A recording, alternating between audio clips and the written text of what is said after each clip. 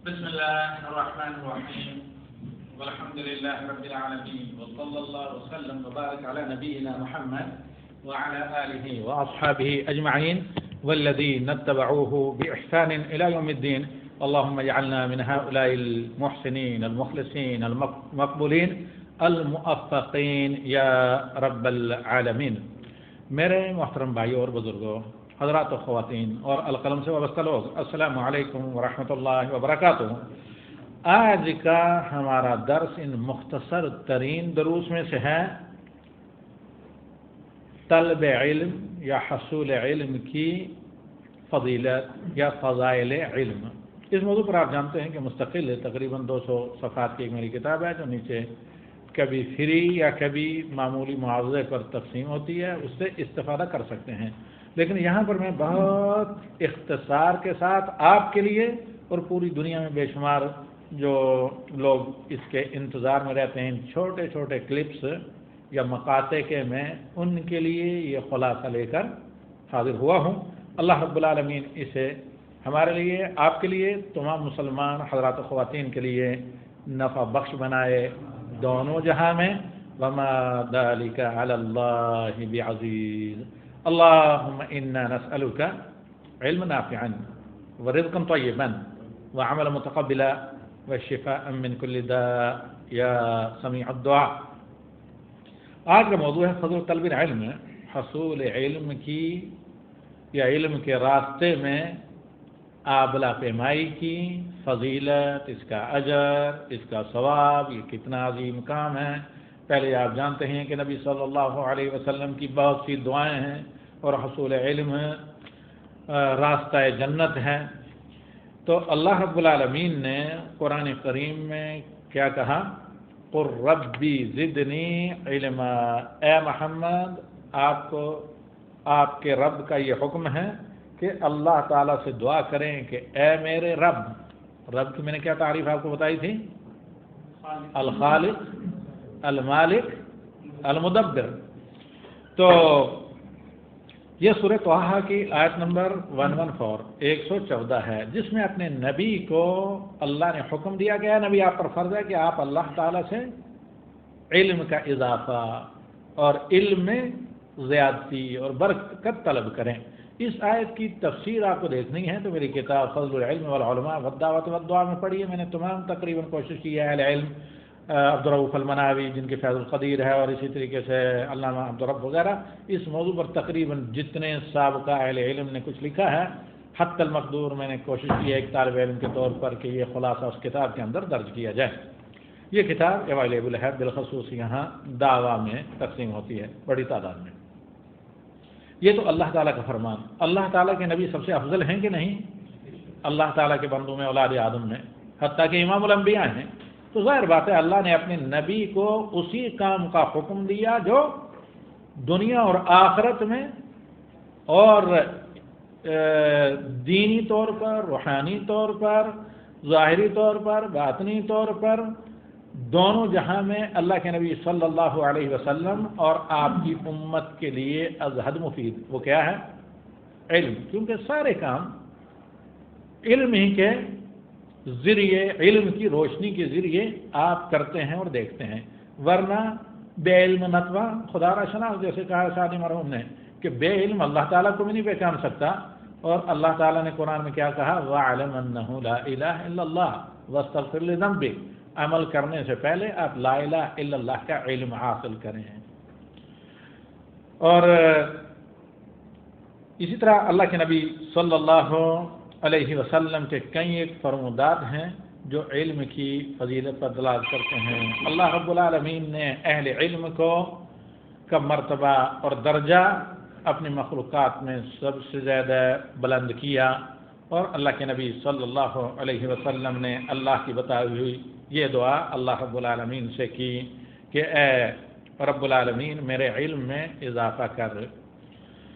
حدیث میں اللہ کے نبی صلی اللہ علیہ وسلم فرماتے ہیں وَمَنْ سَلَكَ طَرِيقًا يَلْتَمِسُ فِيهِ عِلْمًا سَهَّلَ اللَّهُ لَهُ بِهِ طَرِيقًا إِلَى الْجَنَّةِ۔ جو طالب علم کے طور پر حصول علم کے لیے راہنوردی کرتا ہے کہیں جا کر راستہ طے کر کے علم حاصل کرتا ہے تو اس علم کے راستے میں سفر کرنے کی وجہ سے، رحلے کی وجہ سے، آنے جانے کی وجہ سے اللہ رب العالمین اس عمل کو قبول کر کے جنت کا راستہ اس کے لیے آسان کر دیتا ہے۔ اس میں عمر کی کوئی قید نہیں، لحد سے لے کر محد سے لے کر لحد تک کبھی بھی جب بھی آدمی کو ہوش آ جائے، یاد آ جائے تو وہ علم حاصل کرے۔ تو جہالت کیا ہے؟ ظلمت اور اندھیرا، کتے بتے اندھیرا، اور علم کیا ہے؟ روشنی۔ تو اللہ رب العالمین کا یہ دین اور نبی صلی اللہ علیہ وسلم کی یہ تعلیمات مجھے اور آپ کو جہالت کے اندھیروں سے علم کے روشن شاہراہ پر لا کر کھڑے کر دیتے ہیں، جہاں اللہ تعالیٰ سے توفیق مانگ کر ہمیں اس منارہ علم کی روشنی میں، فانوس علم کی روشنی میں اپنا جادہ و منزل دونوں پہچاننا چاہیے، اور اپنی دنیا کی حسنات اور آخرت کی حسنات کو علم کی روشنی میں عمل کر کے اور اللہ تعالیٰ سے بعمل یعنی امیدوار ہو کر تلاش کرنا چاہیے۔ تو یقیناً اللہ رب العالمین کی مدد شامل حال رہتی ہے۔ ان تنصروا اللہ ینصرکم ویثبت اقدامکم، اور اسی طریقے سے کان اللہ فی عون العبد ما کان العبد فی عون اخیہ، اور علم کے ذریعے چونکہ سب سے زیادہ آپ مدد اپنے دوسرے بھائیوں کی کر سکتے ہیں، اور اسی طریقے سے اللہ رب العالمین کا فرمان انہ من یتقی یصبر فإن اللہ لا یضیع اجر المحسنین، جو تقوی کرے اور صبر کرے، یہ دونوں چیزیں تقوی بلا علم کے ممکن ہی نہیں حاصل ہو، اور پھر جب آپ کے پاس علم ہو تو جبھی جا کر صبر کرتے ہیں، اور بلا صبر کے علم حاصل نہیں ہوتا، اور اللہ رب العالمین محسنین کے اجر کو نہیں ضائع کرتا۔ ان اللہ مع الذین اتقوا والذین هم محسنون، اللہ رب العالمین متقیوں اور پرہیزگاروں کے ساتھ ہے، اور جو احسان کرتے ہیں یعنی اچھے اعمال کرتے ہیں ان کے ساتھ ہیں۔ اور احسان کا امکان ہی نہیں ہے کہ بلا علم کے آدمی کسی بھی کام کو فرسٹ کلاس طور پر یا اعلیٰ کوالٹی سے کر سکے۔ اعمال کا کوالٹی کنٹرول کیا چیز ہے؟ علم۔ علم ہی کے میزان پر ہر آدمی اپنے اعمال کو ناپ تول سکتا ہے، اس کو جج کر سکتا ہے کہ کہاں میں صحیح کر رہا ہوں، کہاں میں غلط کر رہا ہوں۔ ورنہ مسلمانوں سے زیادہ نصارہ عمل کرتے ہیں، لیکن چونکہ جہالت میں کرتے ہیں اس لیے اللہ تعالیٰ نے انہیں ضالین کہا۔ تو اب چونکہ بلا علم کے جہالت کے اندھیرے میں عمل کرتے ہیں تو ان اعمال کو کیا کہا گیا؟ ہباء منصورا، اور خش و خشاک کی طرح ضیاء۔ ایک آدمی علم کی روشنی میں صرف فرائض کو انجام دے اور محرمات سے بچے تو اللہ تعالیٰ کے فضل سے امید ہے کہ اللہ کی رحمت شامل حال رہے، جہنم سے بچ کر جنت میں جا سکتا ہے۔ لیکن بلا علم کے کچھ بھی کرے، جیسے اللہ تعالیٰ نے کہا ہے کہ سب کچھ دنیا میں فنا ہو جاتا ہے، ہباء منصورا ہو جاتا ہے۔ یہ حدیث صحیح مسلم کی ہے، 2699 نمبر، ترقیم شیخ فؤاد عبدالباقی مرحوم رحمہ اللہ کی۔ اور دوسری جگہ اللہ کے رسول صلی اللہ علیہ وسلم فرماتے ہیں ایکم یحب ان یغدو کل یوم الی بطحان و الی العقیق۔ عقیق مدینے میں ایک وادی ہے جو مدینے سے مکے کی طرف جاتے ہوئے قریبی آج کل مدینے کے حدود کے اندر واقع ہے۔ تو اللہ کے نبی صلی اللہ علیہ وسلم کہتے ہیں کہ تم میں سے کون پسند کرتا ہے، کس کو یہ شوق ہے کہ صبح کو ہر روز بطحان یا عقیق میں جائے اور وہاں سے 2 اونٹنیاں سامان سے لدی ہوئی لے کر آئیں، اور یہ اونٹنیاں کیا ہوں؟ نہ تو ڈاکہ زنی کے ذریعے، چوری کے ذریعے لوٹ مار کر کے لائے، نہ کوئی گناہ کر کے لائے، نہ کسی کے ساتھ قطع رحمی کر کے یعنی کسی رشتہ دار کا ظالمن مال غصب کر کے لائے، بلکہ اسے اللہ تعالیٰ کی طرف سے تیار 2 اونٹ یا اونٹنیاں عقیق کے مقام میں جن کے اوپر سامان اور مال لدا ہوا وہ ملے۔ تو فقلنا یا رسول اللہ نحب ذلک، کہا یا رسول اللہ ہم سبھی تو یہ چاہتے ہیں، کون نہیں چاہتا؟ ابھی آپ کو کہا جائے کہ بھائی 10,000 ریال تقریباً عشاء کی نماز کے بعد آپ کو یہاں پر میسر ہوں گے، ملیں گے، تو کون نہیں چاہے گا؟ وہ بھی یہ کہ بھائی اللہ تعالیٰ کی طرف سے آپ کے لیے رزق ہے، اور اس میں نہ تو کسی کا مال لوٹا گیا ہے اور نہ کسی سے چھینا گیا ہے، اور نہ ہی حرام ہے کہ ربوی مال یا سود وغیرہ کا کون نہیں چاہے گا؟ رات بھر کھڑا رہنا پڑے، سب لوگ کھڑے رہیں گے۔ تو ان اصحاب رسول صلی اللہ علیہ وسلم نے کہا کہ یا رسول اللہ ہم سب ہی چاہتے ہیں۔ تو اب اللہ کے نبی صلی اللہ علیہ وسلم نے کہا افلا یغدو احدکم الى المسجد فیعلم او یقرأ آیۃ من کتاب اللہ عز وجل خیر له من ناقتین، تو پھر آخر کیوں نہیں تم میں سے کوئی مسجد، کیونکہ اس زمانے میں درسگاہ اور مدرسہ مسجد نبوی تھی، جب یہ شوق اور حرص کا عالم ہے تو تم لوگ مسجد جا کر اللہ کی کتاب قرآن کی 2 آیت پڑھنا کیوں نہیں سیکھتے؟ پڑھنے کا مطلب ان کو صحیح تجوید کے ساتھ پڑھیں، ترتیل کے ساتھ پڑھنا سیکھیں، اور پھر معنی سمجھیں اور تدبر کے ساتھ پڑھیں۔ علم کا مطلب یہ ہوتا ہے صرف حفظ کر لینا نہیں۔ تو 2 اللہ کی کتاب کی آیت پڑھے تو اس کے لیے سامان سے لدے ہوئے 2 اونٹوں سے بہتر ہیں، اور اگر 3 آیت پڑھتا ہے تو 3 اونٹوں سے بہتر، 4 پڑھتا ہے تو 4 اونٹوں سے بہتر۔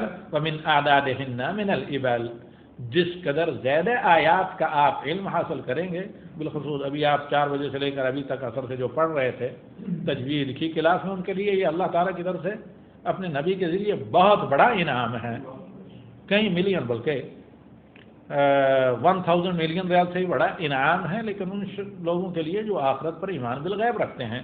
تو اللہ کے نبی صلی اللہ علیہ وسلم کا یہ فرمان بہت بڑی بشارت ہے ان لوگوں کے لیے جو عمر کے کسی بھی اسٹیج پر، عمر کے کسی بھی حصے میں طلب علم کے لیے، شرعی علم سیکھنے کے لیے کوشاں ہیں، تگدو کرتے ہیں، اسٹرگل کرتے ہیں، جفا کشی اور صبر کے ساتھ لگے ہوئے ہیں، بالخصوص اللہ کی کتاب اور سنت رسول کا علم۔ یہاں پر یہ جو حدیث ہے یہ قرآنی آیات کے علم کے بارے میں ہے۔ یہ حدیث صحیح مسلم میں ہے، اس کا نمبر جیسے کہ میں بتاتا ہوں عربی طباعت کے اعتبار سے معجم المفارس یعنی فواد عبدالباقی رحمہ اللہ، محمد فہد عبدالباقی رحمہ اللہ کا جو عرب دنیا میں رائج بھی ہے، حدیث کا نمبر ہے 803۔ کہیں اس کو اردو انگریزی ترجمے میں نہ تلاش کریں، وہاں پر نمبرات میں بہت زیادہ فرق ہے۔ اسی پر ہم اکتفا کرتے ہیں آج کا پہلا درس۔ جزاک اللہ خیر، اللہ تعالیٰ آپ کا اور ہمارا یہ بیٹھنا قبول کرے اور ہمارے گناہوں کے لیے کفارہ بنائے۔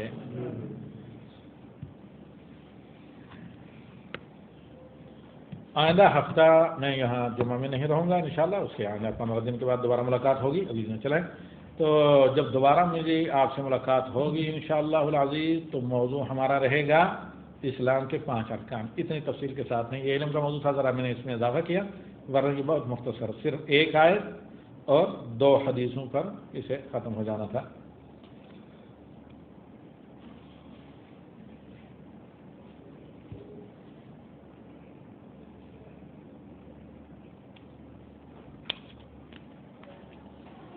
دوبارہ اس کو آپ لوگوں کے لیے ہم دہرا دیتے ہیں، اور یاد رکھیں مختصر طور پر ان حدیث کو 1 حدیث کا اضافہ کر رکھیں۔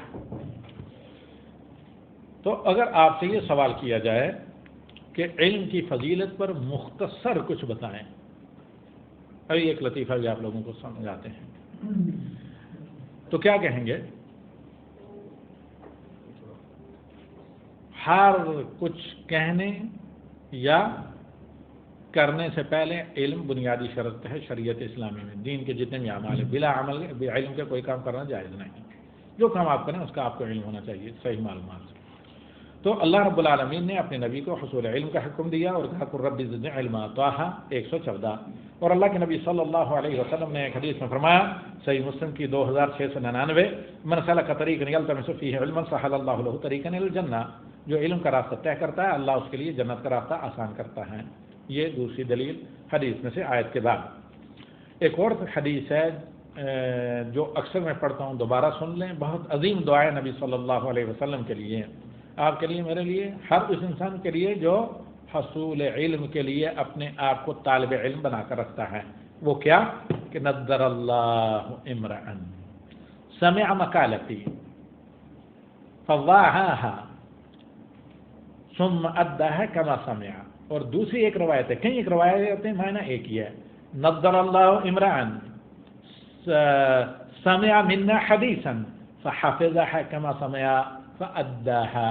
او کما قال صلی اللہ علیہ وسلم۔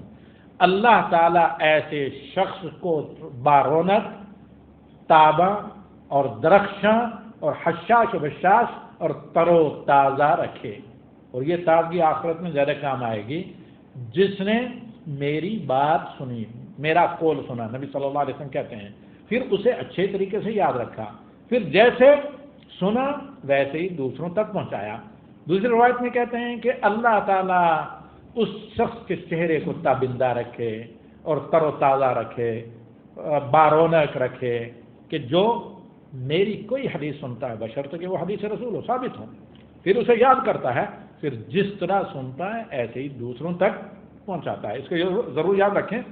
اور یہ حدیث جو آپ کے سامنے صحیح مسلم 803 نمبر پڑھی گئی کہ کون شخص تم میں سے یہ پسند کرتا ہے کہ عقیق یا بتہان سے بلا کسی غلط کام کیے، چوری ڈاکہ زنی کے، یا کسی کا مال لوٹے، یا کسی رشتہ دار کا حق کھائے، سامان سے لدے ہوئے 2 اونٹ لے کر آئے، تو صحابہ نے کہا ہم سب چاہتے ہیں کہ ان 2 اونٹوں سے تمہارے لیے بہتر ہے کہ مسجد میں جا کر حاضر ہو کر طالب علم بن کر اللہ کی کتاب قرآن کی 2 آیتوں کا علم حاصل کرو، اور اگر 3 آیتوں کا علم حاصل کرتے ہیں، انہیں صحیح طریقے سے پڑھنا سیکھتے ہیں، سمجھ کر یاد کرتے ہیں، تو 3 اونٹ ہیں، اور اگر 4 آیتیں ہیں تو 4 اونٹوں کا اجر، اور آگے عظیم بشارت دیتے ہیں وَمِنْ أَعْدَادِهِنَّ مِنَ الْإِبِلِ۔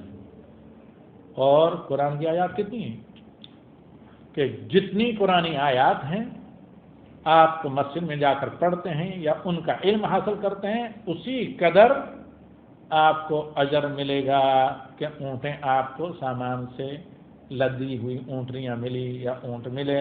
اللہ رب العالمین ہمیں ان زمرۂ خاصہ میں سے اٹھائے اور موفق بنائے۔ وما ذلک علی اللہ بعزیز۔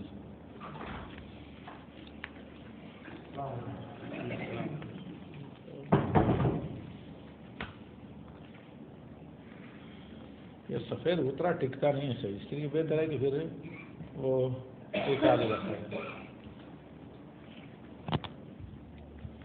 آج کا دوسرا درس ہے سامنے، لا الہ الا اللہ اللہ اللہ